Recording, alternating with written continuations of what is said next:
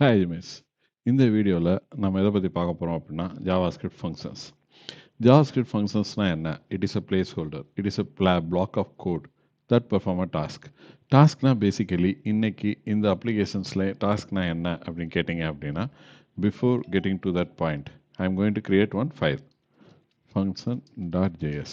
So டாஸ்க்னா என்ன அப்படின்னா it is simple to perform some action.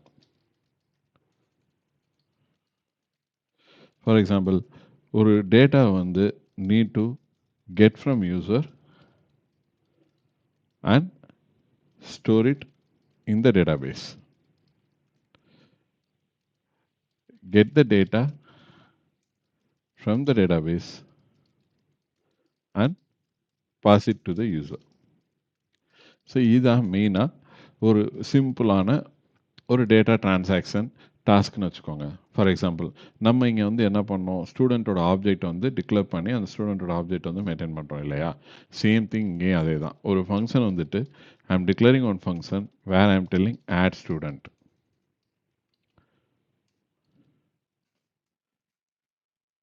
So இந்த டிக்ளரேஷனுக்கு பேர் என்ன அப்படின்னா, இந்த டிக்ளரேஷனுக்கு பேர் வந்து ட்ரெடிஷ்னல் ஃபங்க்ஷன் டிக்ளரேஷன் அப்படின்னு சொல்லுவாங்க ஜாவாஸ்கிரிப்டில்.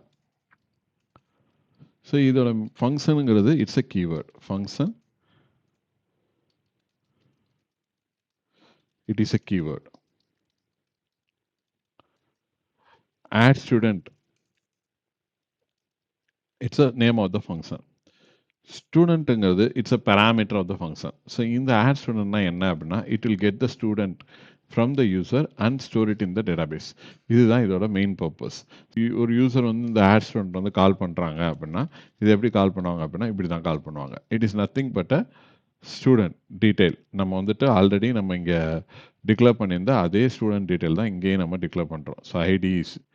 ஸோ இதுதான் வந்து காலிங் த ஃபங்க்ஷன். இந்த மாதிரி தான் அந்த ஆட் ஸ்டூடெண்ட் ஃபங்க்ஷன் வந்து நம்ம கால் பண்ணணும். இது ஒரு வகையான declaration. So again I am going to declare const add student const equal to function of add student. So இது வந்துட்டு இது another way of declaration. So இந்த டிக்ளரேஷனுக்கு வந்து என்ன பேர் சொல்கிறாங்க அப்படின்னா ஃபங்க்ஷன் எக்ஸ்பிரஷன் டிக்ளரேஷன் அப்படின்னு சொல்கிறாங்க.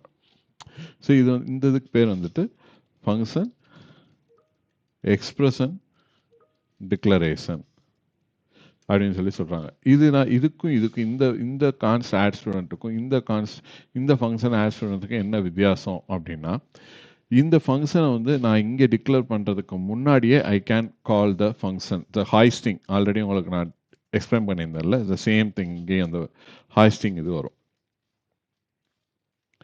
I can call the function before it's declaration. It is applicable only for traditional function declaration. ஓகேங்களா? இந்த ஃபங்க்ஷனை நான் டிக்ளேர் பண்ணுறதுக்கு முன்னாடியே நான் வந்து இதை வந்து கால் பண்ணலாம். ஃபார் எக்ஸாம்பிள் இப்போ போயிட்டு ஆட் ஸ்டூடெண்ட் ஆஃப் இந்த மாதிரி என்னால் கால் பண்ண முடியும். அதே இது இந்த ஆட் ஸ்டூடெண்ட் கான்ஸ்ட்டை வந்துட்டு என்னால் I cannot call it here. Before it declaration it will throw one error exception. ஓகேங்களா? இப்போ இதை நான் கமெண்ட் பண்ணிவிட்டு I am going to run this file. So இந்த ஃபைலை ரன் பண்ணுறதுக்கு நான் என்ன சொல்லியிருக்கேன், you have to go to the terminal and open the new terminal and you need to type node function.js. So இங்கே ஸ்டூடெண்ட் ஆடட் அலியாஷ் இங்கே வந்திருக்கு, அந்த மாதிரி இங்கேயும் வந்திருக்கு. So it doesn't throw an error. அதே இது இந்த ஆட் ஸ்டூடெண்ட் கான்ஸ்டன்ட் வந்து நான் முன்னாடி கால் பண்ணுறேன் அப்படின்னா I will get an error. Sorry, I need to save the file. So cannot access before initialization. So இந்த ஃபங்க்ஷன் எக்ஸ்பிரஷன் டிக்ளரேஷன் வந்துட்டு நீங்கள் வந்து இதை இனிஷியலைஸ் பண்ணுறதுக்கு முன்னாடியே you cannot call this function. So இதுதான் வந்து hoisting. The other way of function declaration அப்படின்னு நீங்கள் பார்த்தீங்க அப்படின்னா const add student arrow. So இந்த arrow function is like a simple function. நீங்கள் வந்துட்டு இது வந்து கர்லி கூட போடணும்னு அவசியம் கிடையாது. Just it's like a one line function. It is a simple function notation அப்படின்னு சொல்லலாம். ஸோ இது வந்துட்டு இதுவும் ஹாய்ஸ்டிங். இதையும் வந்துட்டு நீங்கள் வந்துட்டு முன்னாடி கால் பண்ண முடியாது. இன்னும் ஹாய்ஸ்டிங்கில் வந்துட்டு it will make a problem. So இதோட const add student arrow it's a single one line function. It is a very simple functional notation அப்படின்னு சொல்லலாம். அதான் இங்கே எக்ஸ்பிளைன் பண்ணியிருப்போம். It is a arrow function. So immediately invoked வந்துட்டு most of the time நம்ம use பண்ண மாட்டோம். ஆனால் இந்த மாதிரி ஃபங்க்ஷன் நம்ம டிக்ளேர் பண்ணோம் அப்படின்னா இது இமிடியேட்லி ஒன்ஸ் நீங்கள் பேஜை கால் பண்ணும்போது ஆட்டோமேட்டிக்காக இமிடியேட்லி வந்துட்டு இன்வோக் ஆயிரும். ஸோ இதுதான் different types of writing the function. So இதையும் தாண்டி நான் வந்துட்டு object literal object as I already mentioned.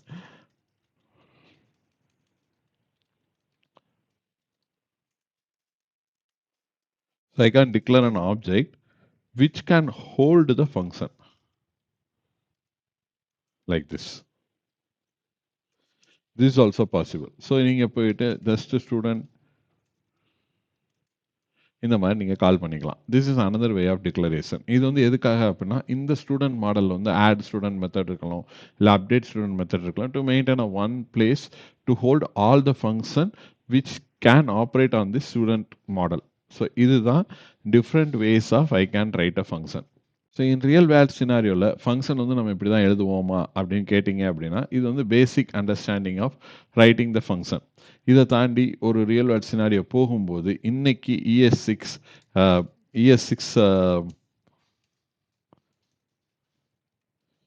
ES6ல வந்துட்டு ES6 அப்படின்னா இது வந்து ECMAScript அப்படின்னு சொல்லுவாங்க. So what is mean by ECMAScript? இது வந்து ரொம்ப இம்பார்ட்டன்ட் திங்க.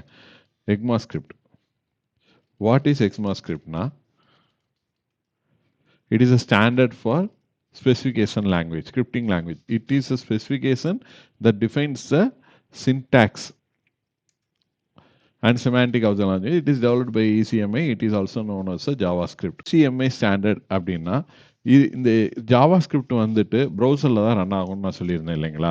அந்த ப்ரௌசரில் ரன் ஆகிறதுக்கு இந்த ECMAScript தான் வந்துட்டு ஸ்டாண்டர்ட் வந்து செட் பண்ணுவாங்க. ஸோ எல்லா ப்ரௌசர்ஸுமே இந்த ஸ்டாண்டர்டை ஃபாலோ பண்ணி தான் அவங்களோட ப்ரௌசர் இன்ஜின்ஸ் வந்து டெவலப் பண்ணியிருப்பாங்க. ஸோ நீங்கள் எழுதுகிற ஜாவாஸ்கிரிப்ட் வந்து ஃபைனலாக இந்த ECMA ஸ்டாண்டர்டு கன்வெர்ட் ஆயிடுச்சுன்னா ப்ரௌசர் வந்து ஈஸியாக உங்களோட ஸ்கிரிப்டை வந்து அண்டர்ஸ்டாண்ட் பண்ணிக்கும். ஸோ அந்த ரீசன்னால தான் ஒரு ஸ்டாண்டர்ட் வந்துட்டு மெயின்டைன் பண்ணுறவங்க தான் இந்த ECMAScript. So it's also like kind of version சொல்லலாம். ஜாவாஸ்கிரிப்டோட வெர்சன்ஸும் இந்த ECMAScript வந்து சொல்ல முடியும். So currently we are having ECMAScript 2025 and ECMAScript 2026 is undergoing. So ECMAScriptோட ரோல் என்ன அப்படின்னா நீங்கள் ஜாவாஸ்கிரிப்ட் வந்துட்டு it will be running mainly அந்த ப்ரௌசர் இல்லைங்களா? அந்த ப்ரௌசர் வந்துட்டு it will be having a browser engine. So அந்த ப்ரௌசர் இன்ஜின் எல்லாமே இந்த ECMAScriptோட ஸ்டாண்டர்ட் உள்ள ஜாவாஸ்கிரிப்ட்ஸை மட்டும்தான் அண்டர்ஸ்டாண்ட் பண்ணிக்கும். அதுக்காண்டி தான் இந்த ஸ்கிரிப்டிங் இன்ஜின் இருக்குல்ல, இந்த V8ங்கிறது வந்து Google chrome, Microsoft edge and opera இதில் எல்லாத்துலையும் யூஸ் பண்ணியிருப்பாங்க. ஸோ இந்த ப்ரௌசர் இந்த ஸ்கிரிப்டிங் இன்ஜின் எல்லாமே ECMAScript 5 வந்து 100% அக்செப்ட் பண்ணிக்கும். 98% தான் ES6 and ES 2016 plus and ES next இது எல்லாமே வந்துட்டு based on this one. So நீங்கள் ES உங்களோட ஜாவாஸ்கிரிப்ட் வந்து if it is following ECMAScript 5 standard then automatically it is 100% acceptable and understandable by the browsers. So இதுதான் ECMAScriptோட concept. So in ES6 ECMAScript கான்செப்ட்ல we have already have a class.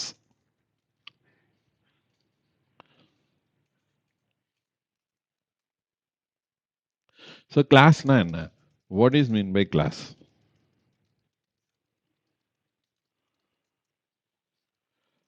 Class is a collection of attributes and methods. It is a blueprint or இது வந்து attributes and methods model entity or model. So இப்போ இந்த கிளாஸில் வந்துட்டு student நான் declare பண்ணுறேன். அப்புறமேல வந்துட்டு class student,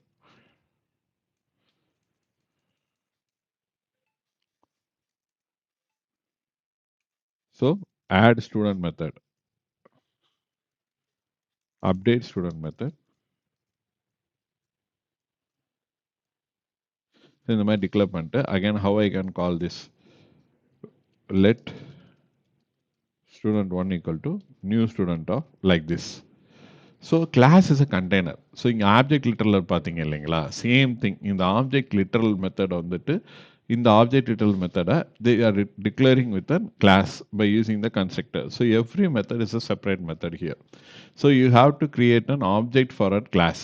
So class is a collection of an attributes and method that describe the entity or model. So in ES6 formatல they are using functions inside a class.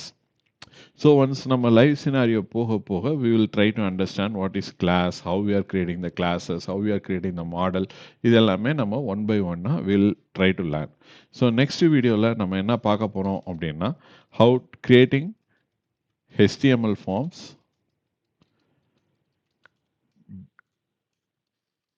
collecting data from the user. So இதுதான் next வீடியோல we are going to have a look. So watch us and follow us. Thank you.